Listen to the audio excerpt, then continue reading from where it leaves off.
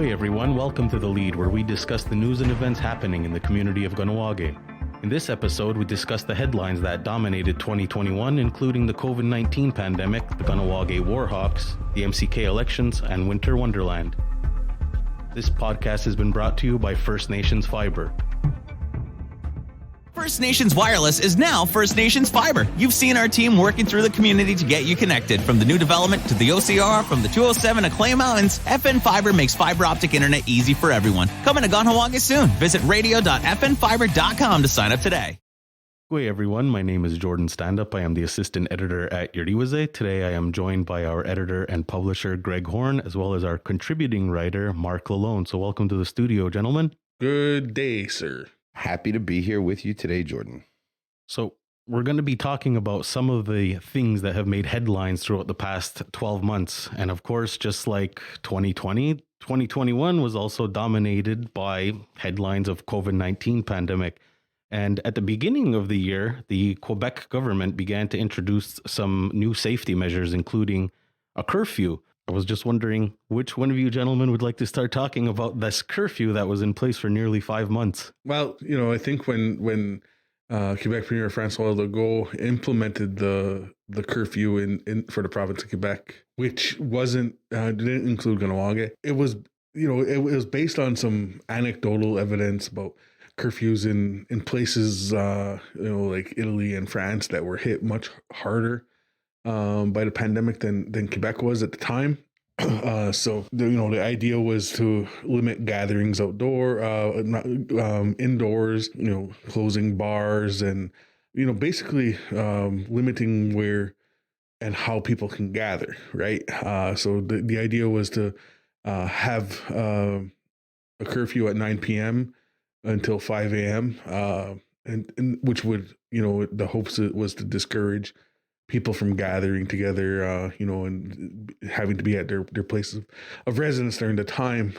But I think in actuality, it didn't really work. Throughout the first few months of the year, there was dominating stories, throughout Quebec of, people having parties and lasting those hours and it just didn't really work. And it was one of those things, I think, that was an experiment, but it just took forever for them to realize that it wasn't having that much of an effect, right? If we look back, you can see sort of the impact it had on people's mental health, I think, far outweighed the impact it had on relieving the strain of the virus on Quebec hospitals. That was the idea. The idea was to reduce the strain on the healthcare system because, in the grand scheme of things, we have to look after people. We have to be able to take care of them when they get sick. And that was the idea. It was a noble idea. It was a great idea. I think it didn't really work in practice, and it lasted until May 28th, which seems astronomical when we're looking back. But as we record this, the Quebec government is considering implementing yet another curfew with an indefinite period. And there's a lot of stress being felt on social media and in, the larger Montreal area community. So there's a lot of conjecture. As Greg said earlier, it's a great point. There was anecdotal evidence that it had worked in places that were harder hit by the virus, but no other jurisdiction in North America, I think it has to be noted, implemented a curfew. And I would argue that once more, Quebec is a hotspot of COVID-19, and discussion of a curfew, I feel like once more might be counterproductive. But it's an election year, so we don't know precisely what's going to happen. I think it's important to note that all the measures that all jurisdictions have implemented, since March 2020, hasn't been to stop the virus. It's to slow the spread, and it's to ensure that the healthcare systems don't get overrun. That's the only reason why all these things are being done. The novel coronavirus it's novel. It's brand new to human beings, and as such, it can spread very quickly and rapidly to all age groups because nobody has any built-in natural immunities. So that's why everything that we're talking about has to deal with making sure that the healthcare system isn't overrun, and protecting the most vulnerable, because the people who are the most vulnerable are the people who are going to get the sickest and potentially die from this, right? And the average everyday person who's healthy, and is active and all that isn't going to be very impacted, but they could pass it on to somebody who's in the high risk categories, right? And that's where the worry is. And that leads to vaccination clinics around, earlier in the year. That's around the same time that we started to discuss things like that happening in and around Kahnawake. December 2020, the first vaccines received approval, first in the United States and then in Canada. And I believe the very first vaccine administered in Quebec was done so in late December 2020. And then vaccination clinics for the most vulnerable and people in the frontline workers began here in the community.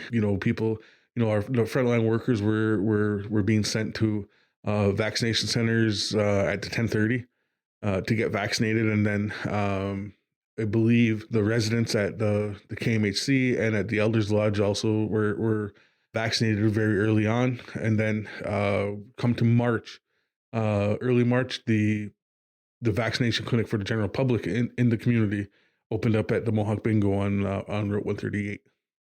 So also, while people were working from home and a lot of people were staying home throughout the beginning of the year, a lot of our community members started to get really creative in order to stay in touch with fellow community members. And one of our local artists also started a beadworking challenge, which we actually covered and we thought was fantastic. Yes, Jessica Hernandez from Nisia's Accessories started did an online beadwork challenge, put out a pattern through our social media, and just challenged all local beadwork artists in the community and from other Haudenosaunee communities to bead the same pattern, and then submit it to her page and share the work for everybody. And there was some phenomenal beadwork that was created through this challenge. And also a little bit earlier this year, we have the unfortunate discovery of mass unmarked graves at former residential schools all over the country. And it's something that we've known for quite some time, but the word residential schools is being used more now than ever. And it's something that has been taken note of here in Kahnawake for absolute sure. Yeah, that was a story from I believe the late part of May at the former residential school in British Columbia. And, this is something that I think everybody who has family members who've attended residential schools know, is that, kids were taken from their homes and brought to residential schools and never returned. And they died at school, some by sickness, some by foul play, and at the hands of the people who were entrusted with their care. And this has been known in our communities for as long as residential schools have existed. But the greater Canadian population either didn't know or refused to listen. And now with some ground penetrating radar being done at several residential school sites across Canada, and discovering thousands of unmarked graves, it's very much real, and brought the country to a standstill, and realizing that the history that they have learned isn't really the actual history of this land, right? Yeah, and after the initial discovery that you were just mentioning, Greg, of course, our community members did a few things, and one of which was they began placing shoes in front of the St. Francis Xavier Church as a way to remember the children who didn't come home from residential schools. And heading closer to the summertime, they also had a rolling blockade to cancel Canada Day. Yeah, so I'll talk first about the shoes. It all started on a Saturday morning, not long after the news broke, and people were like, wow, what can we do? And then one community member, just went and placed a pair of shoes there to represent the children who never came home. And that one act really resonated with the entire community, and people began showing up and placing hundreds of pairs of shoes in front of the church, here in Ganawagi. But it was also something that was, spread all over the place. It was I think the very first place it happened was in BC, and then people said, "Oh, this is something. This is a really good idea." It was an act of, I think, a way to release the feelings that everybody was having, and then when I was there, I would go take some pictures and got some very powerful images. One community member put a pair of boots there, and as he was placing them, he just said, "This could have been me." And for a lot of people, it's some people, their brothers and sisters went to residential school and they didn't, or their parents went to residential school and they didn't, and the intergenerational trauma that residential schools caused, is still being felt today. I mean, the last residential school was closed in the mid-90s, and there's generations of people who don't speak their language and don't know their culture because of residential schools. My parents don't speak Ganyageha because their parents consciously said, well, because we suffered going to school for knowing our language and culture, we're not going to teach. And there's I think right across North America, there's people. I think they referred it to as the lost generation of people who did not learn their language and culture, and that's such a disservice that happened because of residential schools, and in the 70s and into the 80s in our community, we started making a very, very concerted effort into bringing back our language and culture, and with the establishment of all these immersion programs and opportunities for people to learn the language. So the goal of the residential school system, which was to assimilate Native children into Canadian society, didn't work. And the people who are here today in our community today are a testament to how it didn't work, because we're still here, we still know our language, we still know our culture, we still practice our ceremonies, and that's a good thing. And I think that because of the discoveries, and it made it real. Like, it was something tangible, saying, "Oh, there are, our oral tradition is once again being vindicated as fact." And people were like, "Okay, well, we have to do something." And these discoveries were made public, in June, leading up to Canada Day, and the entirety of Indian country in Canada was in mourning.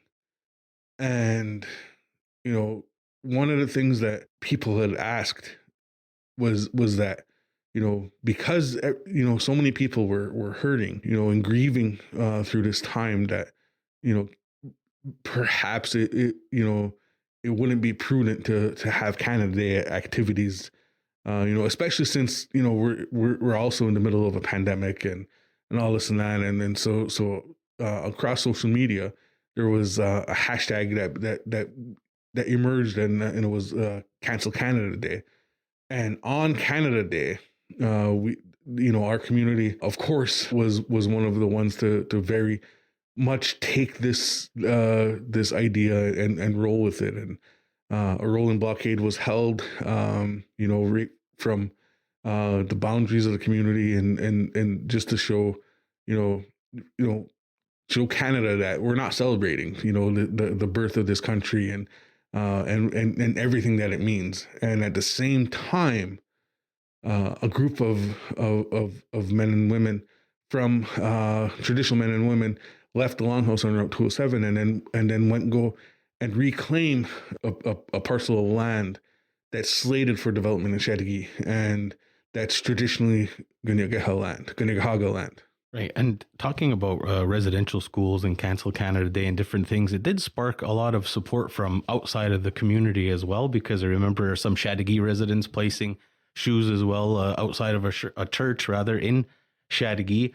Mark, what kind of support were you seeing out on your end in the West Island? Well, I'd love to actually bounce off something Greg said earlier about non-native people not knowing or turning a blind eye to residential schools, the trauma that was inflicted and the horrors that were perpetrated upon children there. I think that the Cancel Canada Day and the discovery of the bodies sparked a turning point in non-native communities. And I think maybe for once there was a little bit of recognition there. I can speak to something. I just drove past a sign yesterday outside St. George, École Secondaire St. George in Senneville. And it's a sign that it's on the fence, and it says missing gravestones, and it lists the number of kids that were discovered at each of the residential schools. And I'm literally actually getting chills right now because the idea that 25 years ago, residential schools were still in operation in Canada. I can't even imagine. And I can't believe that any history of a country I was part of had any part in perpetrating this. You look at any history, right? And, you know, how it's framed. And the people who write history tend to gloss over the very terrible things. And any country with a colonial history, like Canada, like the US, their hands aren't clean. They've had to do terrible things to get to where they are today, and now sit there and act like they have the moral high ground when they don't. You know, Canada, like the RCMP, Royal Canadian Mounted Police, were created out of the Northwest Mounted Police, which was created specifically to quell Canada's Indian problem. You know, so that's the history of Canada's National Police Force. You know, and that National Police Force is who took the children from their homes and brought them to residential schools. And the sole purpose of residential schools was to take our languages and cultures away from us, change us into what they thought were good Canadian citizens, right? That's the entirety of what residential schools were for. So for Canada and politicians today to say, oh, well, we didn't know what happened and we're ignorant. No, you were willfully ignorant, because these atrocities, the things that were happening in residential schools, were known, were talked about. You know, they were in media at the time, but people, because it was Indian children, people didn't care, and it wasn't something, you know, that they thought, you know, okay, well, you know, what's you know, abuses of these people that we don't like anyway, right? So, you know, and you know, the whole thing was to remove us from our communities and our territories, to pave the way for them to take this land and develop it, right? And that's you know, it's all part of that big master plan of removing us from our lands. As we mentioned earlier, we're talking about some of the biggest headlines from 2021, and it would be impossible to talk about it without mentioning the Kahnawake Warhawks. Yes. Yes, the Kahnawake Warhawks. You know, this past summer was baseball was one of the only sports that was happening in our community. There was baseball and soccer, you know, and our soccer teams also did very well, you know, and then, but with the Warhawks, I mean, they gained so many players because other sports like lacrosse weren't happening. And we had, I don't know, what was it, 9 or 10 teams that were competing? I think it was 10 teams. I believe you're right. You know, from U9 up to U18, you know, that was crazy. You know, and we started a small project. Well, we thought was going to be a small project over here, right? Yeah. You know, and so let's try to do videos in a little bit of a different way and make something a little bit longer than the weekend highlights, right? And you know, next thing you know, we have 30 plus hours of video footage, and at the end of the day, we have a 54-minute documentary on the Warhawks. Because the U18, U15, and U13 teams all won regional championships. They made history this year. It was amazing. Yeah, and for us to be there to be able to capture that and watch it, it was something special. And I know I'm going to remember for a long time, and I hope these kids also remember that, what it felt like to be playing on a team that on teams that were that good.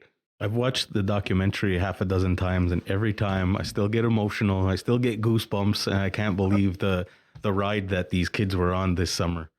It's an incredible product. And if you haven't seen it, I highly recommend checking it out. It's great. It's hard not to watch and feel, equal measures of pride and emotion for these kids. And so the documentary is called Iorì Wase Presents Warhawks, and it's available on our social media pages at facebook.com/Iorì Wase, our YouTube channel, just search Iorì Wase, and it's on our website at ganawaganews.com. Greg, you mentioned earlier that sports were far and few in between this summer, but we'll stick to the baseball diamond because the Ganawage Mixed Softball League also made it through yet another summer of successful baseball. Yeah, that was it was different. I play for the boys. First, we started the season off with different measures in place. We were only pitching to ourselves. And it was just very strange. And then as the situation of the pandemic, because at first the whole idea was we were playing, but it was only going to be for fun. There was going to be a championship, and then things evolved, and the situation of the pandemic got better in the community. There was almost no cases. There was things were a lot safer. And then it shifted to basically a normal year. There was a couple different changes that were made, but it was more like a regular softball season. And at the end of the day, the KBC Yankees ended up winning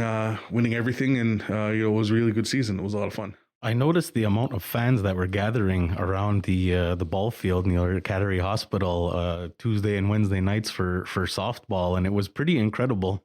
Yeah, for sure.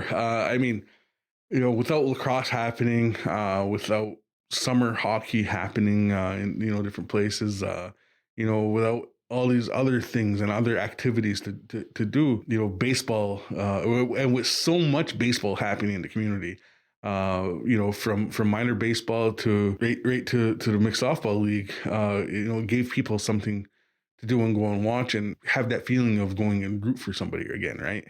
So now we're going to take it from the baseball diamond to the Ganawage Sports Complex, where the Mohawk Council of Ganawage elections were also held this summer. And we also have a new Grand Chief. Yes. Grand Chief. So that was, again, the election was a little bit different than we're used to, having the venue change. Normally it's done at Gardinuha, or in the past it's been done at Cattery School and at the Youth Center. Right. But in order to accommodate, I think, the expected crowds, and to be able to do it in a spaced out manner, a much larger facility was needed. And the lines were long. It took I think 45 minutes for people to get through at certain times. But at the end of the day, it was a 5-person race for Grand Chief. With Gasnawa Sky Deer, who ended up winning, Gina Deer, Frank McCumber, Sterling Deer, and Keith Mayo, all running, on various platforms, involving business, involving traditions and culture. I don't remember a time when there was that many people running and that many people who had very good platforms, where it was very difficult to handicap and say who's going to be the clear-cut winner here. At the end of the day, Kasanahoe came out victorious. The community did lose, some experience at the table with Frank McCumber and Gina Deer, both not being reelected because they were running for the top job. But at the end of the day, I think that the community is going in the right direction. First time we have a woman Grand Chief, and first time our Grand Chief is also a member of the LGBTQ population. That's very significant, and at the national level, AFN has also seen a new leader with Roseanne Archibald, and I think that it's going to be a very interesting few years. Around that same time frame, we started to hear about the Delta variant related to COVID-19, of course, and that led to cancellations of sporting events and just different things like that, including, of course, the Indigenous Games. The FNEC Interschool Games was also canceled as a result. You mentioned earlier, Greg, lacrosse had been canceled. But what was the most concerning things about Delta when we first started to hear about it? I think trying to think back, Delta, the concerns were that it was more contagious and caused more severe illness than the other variants and the original strain of COVID-19 that first emerged in November 2019, and then it was very, very concerning. I mean, whenever there's new variants that are emerging or discovered, and the unknown about them is always the scary thing, right? And that was one of the ones that people were worried about, that it was more airborne than anything else, and that we had seen up to that point. And that's what led to people being very concerned about, okay, well, it's coming out now, it's emerging, and it should be coming within our area by September, October. Do we cancel school again and all this and that, and at the same time, kids hadn't been in school regularly since March 2020, right? So they had gone on March break and they never came back. The education center made the difficult decision, to say, no, we're having everybody come back to school. However, because at first they really wanted everybody back in school and only children with health issues to do home learning, like it was offered the year before. But because of the emergence of Delta, they then gave the option to parents to say, okay, well, you don't need to have, they don't have to have health conditions to do homeschooling. We'll offer it. And I think most people also wanted their kids to go back to school. So we start seeing the gradual return to offices, in the community with the different organizations and businesses allowing more people to come into work. I mean, you were working from home from March 2020 until September 2021. That was, and I think that was the norm in a lot of places, right? So having that change, it was concerning, seeing this new variant come up, but also we were at a good place in the community with regards to the pandemic.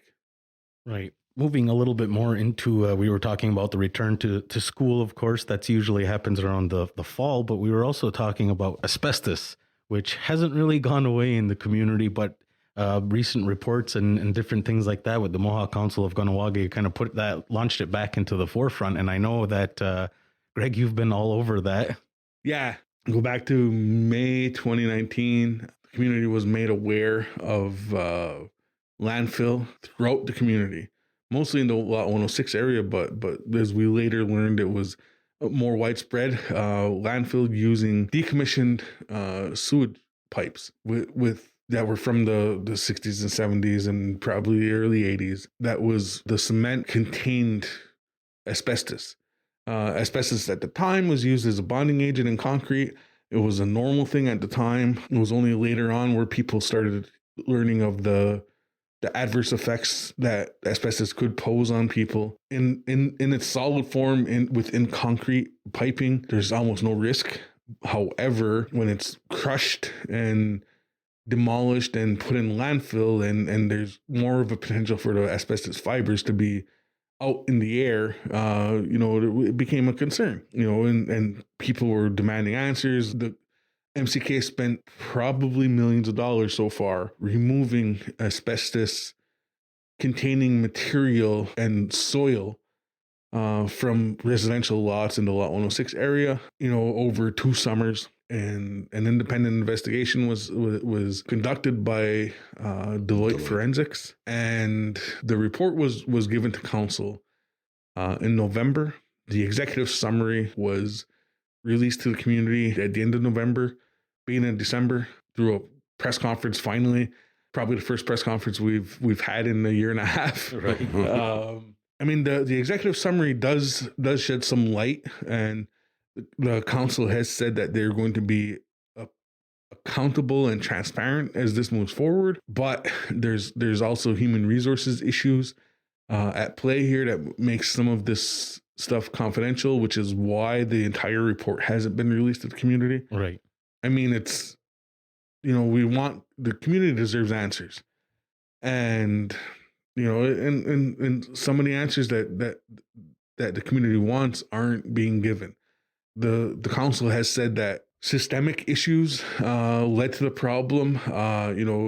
Because depending on the department, they had a different interpretation on the risk and dangers of this asbestos containing material. But what's disconcerting is that in 2016, the Ganong Environment Protection Office and the Public Safety Commission began raising alarm bells, saying this is an issue that needs to be addressed. And the capital unit said no, it doesn't really pose an issue. It's not a health risk and whatever. And this was going on behind the scenes that nobody knew about.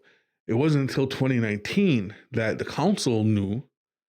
And according to the report, it was only because somebody in legal services overheard a conversation, and then it came to light, and then the community was notified, and that in itself, that's a problem. It seems like that the MCK is operating in silos and not communicating within its own departments properly, and hopefully those are some of the issues that get addressed as this issue moves forward. We spoke earlier about a rolling blockade to cancel Canada Day in the summer. We did have another rolling blockade here in the community a little bit closer in the fall, actually, which was in support of Wet'suwet'en. Yes. If we go back to January 2020, right before the pandemic, the Wet'suwet'en people in northern British Columbia are fighting against a natural gas pipeline through their traditional territory that could pose risks to some of their important lands within their territory. It's important to note that the Wet'suwet'en had given Coastal GasLink, the proponents of the pipeline, an alternate route that it would have approved and would have been okay with, and Coastal GasLink just said, nah, we're gonna go ahead with our plans, and that's that. So they've been fighting this for years. Coastal GasLink got an injunction to prevent the Wet'suwet'en from being on their own land, in their unceded territory, which has been affirmed by the Canadian Supreme Court through a Supreme Court decision in 1996. The title has been unceded, and it's their territory.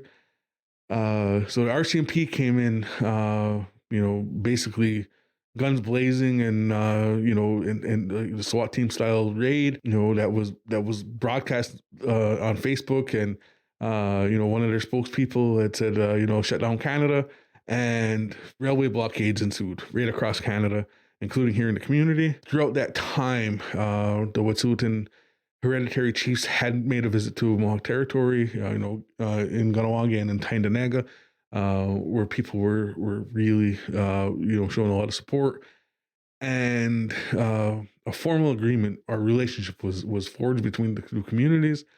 And then in November, the Wet'suwet'en issued an eviction notice to Coastal GasLink. Said, these guys got to leave our territory. You're violating all these different things that that you shouldn't be doing. And within days, the RCMP went back in and opened up, tried to open up the roads again, and so rolling blockades were held across Canada again, including our community, to show support for the Wet'suwet'en.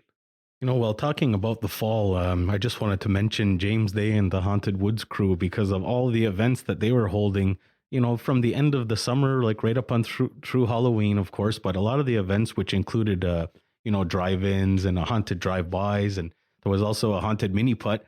In each circumstance, James Day and his crew would always collect money for the Orville Stand-Up Memorial Food Basket. Yes. Which, even more recently into Christmas, for whatever reason, James Day has the Christmas spirit this year. Yeah. And they were, So definitely a shout out to James Day and his crew. Yeah, for sure. He collaborated with Dodama's Cafe to create a haunted Christmas style drink. Yeah. Where a portion of the proceeds were donated to the Orville Stand-Up Memorial Food Basket. He also collaborated with the Kahnawake Brewing Company to create a haunted brew of some sort, with proceeds going to the food basket. At one point, I felt like we were interviewing James almost every other week because of all the events that they were having. And it sounds like next year is going to be another big year for his crew because he plans on announcing a lot in the next couple of weeks. Yeah, I mean, and this is a guy who has a lot of Halloween spirit, and you know, the pandemic put the brakes on a milestone year for him with his Haunted Woods. And he adapted and in 2020 did the Haunted Drive-By rather than Haunted Woods, but then he was able to have the Haunted Woods this year, and you know, he went all out. Him and his crew went all out again. And you know, speaking of raising a good chunk of change, that means we would absolutely have to talk about the 7th edition of Winter Wonderland, which was hosted at La Vista just recently, actually. Yes, I think the Winter Wonderland has become one of those holiday traditions in the community, and you know, in a very short period of time. In 2020, it wasn't able to be had the way we normally do it. It was done virtually, and you know, people just you know, put their names in a hat, kind of. But this year, they were able to, you know, have a larger event, more like we normally have, but had to go to a different venue just to ensure that proper spacing and social distancing was held. And at the end of everything, you know, a lot of money was raised for Gurnu Rasta's scholarships.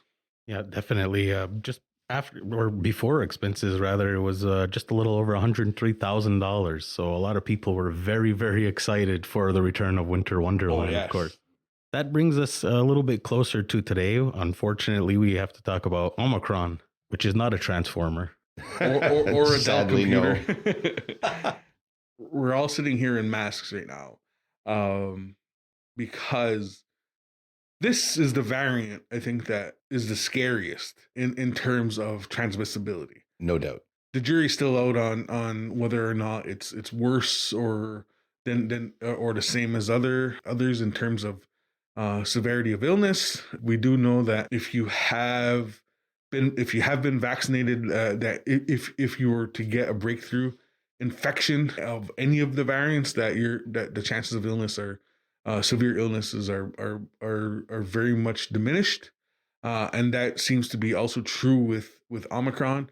And studies are showing that a third shot of any of the COVID vaccines is very effective. The Omicron variant is very new. It first emerged in South Africa in late November, and it's already now the dominant strain in Quebec, likely the rest of Canada as well. We're looking at you know, an unprecedented number of cases in the province. I think this week we've seen daily numbers top 13,000, rolling average being over 7-day average being over 10,000.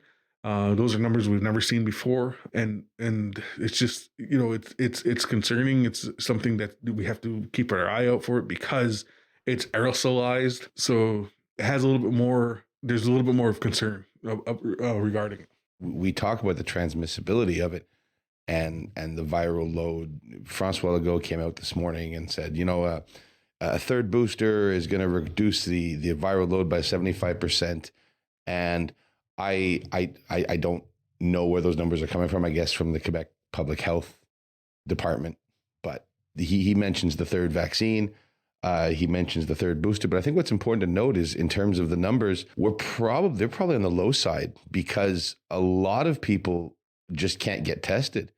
The government was supposed to be able to roll out the rapid test kits and the antigen kits free of charge to people starting December 20th. And you can't put your hands on a test unless you've lined up at 5 a.m. in front of the pharmacy. And also the positive antigen test from rapid test isn't included in any of these numbers, right?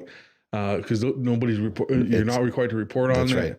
Like they're saying that the numbers could be the tip of the iceberg. And I mean, you just look in our community, the week between Christmas and New Year's, the testing site was open for 3 days. And, on the first day, they announced that if anybody's needing a test, they should try to book elsewhere because they were overrun and didn't have room for any more throughout the rest of the week. Mm-hmm. And the numbers in the community as of Wednesday evening are 93 active cases within the community. There's one hospitalization, so it's concerning. I mean, the evidence that we're seeing, and from people who are sick or who have it is that it's much less severe. Getting some aches and pains and sniffles and sore throat. Some people are having a little bit rougher time, but it's not, we're not seeing people getting the pneumonia that COVID was causing at the start, which is what alerted the World Health Organization to something potentially dangerous. Early evidence also suggests that the Omicron variant is less likely to cause myocardiopathy. So, and one of the things is that they're seeing too is breakthrough infections of Omicron are resulting in a greater immune response. Yeah, your antibodies are supposed to have expanded. What happens is what they're seeing is after you've gotten your second dose of a vaccine, you have an immune response of something like 90 times of what you had before. And when somebody gets a breakthrough infection after being fully vaccinated, they're seeing the immune response 1,000 times more, which results in better immunity long term afterwards. So this could be one of those things that that helps us reach the levels of herd immunity we need to end this pandemic. And I think that is what the point you just touched on is the most important one, is that herd immunity has to take place without the hospitalizations to go along with it. Because, that's the concern. And I mean, we're seeing numbers that are astronomical. And even though there's likely less severe illness, but with the sheer numbers, it's a percentage game, right? And then you're going to look like with the amount of people who are getting sick, the hospitalizations are going to increase, and that's where the issue is, and the concern. We don't want to cripple an already fragile healthcare system, and that's the problem. And I mean, I think Quebec's numbers yesterday was over 800 hospitalizations, and I think before we went on Christmas vacation, there was 400. They've doubled basically in the last few days. Yeah. So it's it's concerning. It is a concern. And I think that, people just need to be very careful and continue to be careful. Mm-hmm. Well, we've certainly covered a lot today, but I know that the headlines we discussed are only just scratching the surface of each of our 2021. We cover story after story after story on a weekly basis. What are you guys looking forward to for come next year? I could start by saying something closer to normal. I mean, I would love it. I mean, pandemics, typically last 2 to 3 years, where March 2022 will be 2 years that we've been in this. Hopefully, I think in October, November, everybody was very, very optimistic, thinking, all right, in a few months, this is going to be behind us. Things are going to be back to normal or a semblance of normalcy. And then Omicron hit and kind of have people reevaluating things with non-essential businesses being closed, are reducing hours, bars being closed outside of the community, theaters being shut down, restaurants in the community being shut down. The manufacturing industry in the community has been shut down until first week of January. I want to be optimistic, but I also don't want to get my I don't want to get my hopes up only to be let down. Oh, I understand. I feel you. Yeah, I'm in the same boat. Professionally, I'm looking forward to reporting on the end of the pandemic. I'm really excited about the potential for that down the road, like that's something that fills me with hope and joy. Thanks, Mark. You just set us back by vocalizing that. I like to think I haven't. Knock on wood. I like to think I haven't jinxed us, but on the other hand, as Greg said, we're looking at 2 to 3 years, and March 2022 is not that far away, and that'll be 2 years. Personally, from a personal standpoint, I'm looking forward to gyms reopening. I love the gym. There's great facility that right here in the community that caters to all ages and body shapes and levels. And just recently, Greg and I had a great time working out together in that gym. And I would highly recommend that everybody get the chance when they go back. So it is my happy place. I love the gym. I always leave there feeling great. And so that's, from a personal standpoint, that's what I'm looking forward to. Well, we're definitely looking forward to a happy and healthier 2022. So I'd like to take this opportunity to thank both of you gentlemen for joining me today to discuss some of the headlines of 2021. Y'all go. Thank you. Y'all go for listening. Stay up to date with all Iorì wase podcasts, including Profiles, The Cycle, and Front Page by following the Iorì wase podcast channel on Apple, Spotify, and Google.